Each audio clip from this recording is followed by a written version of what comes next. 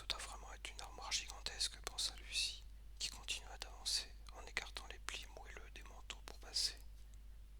Elle remarqua alors que quelque chose craquait sous ses pieds. Je me demande si ce sont encore des boules de naphtaline, se dit-elle, et elle se baissa pour les toucher avec ses mains.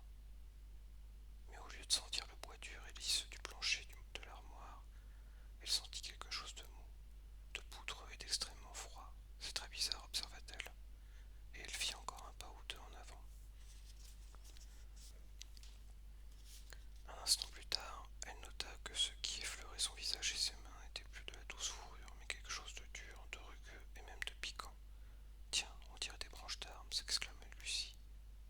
Puis elle vit qu'il y avait une lumière devant elle, non pas à quelques centimètres, là où le fond de l'armoire aurait dû se trouver, mais très loin. Quelque chose de froid et de doux tombait sur elle. Elle découvrit alors qu'elle se trouvait au milieu d'un bois, la nuit, avec de la neige sous ses pieds et des flocons qui descendaient du ciel. Lucie se sentit un peu effrayée, mais en même temps sa curiosité était piquée au vif.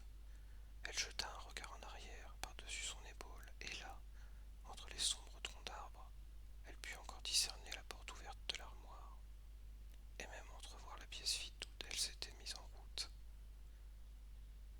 Elle avait naturellement laissé la porte ouverte, qu'elle savait que c'était stupide de s'enfermer dans une armoire.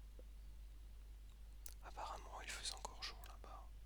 Je peux toujours retourner en arrière si quelque chose ne va pas, pensa Lucie, et elle se mit à marcher, cric-crac, sur la neige, à travers le bois, en direction de l'autre lumière. Elle atteignit au bout de 10 minutes environ et découvrit qu'il s'agissait d'un réverbère, tandis qu'elle l'examinait en se demandant pourquoi il y avait un réverbère au milieu d'un bois, et en réfléchissant à ce qu'elle allait faire ensuite.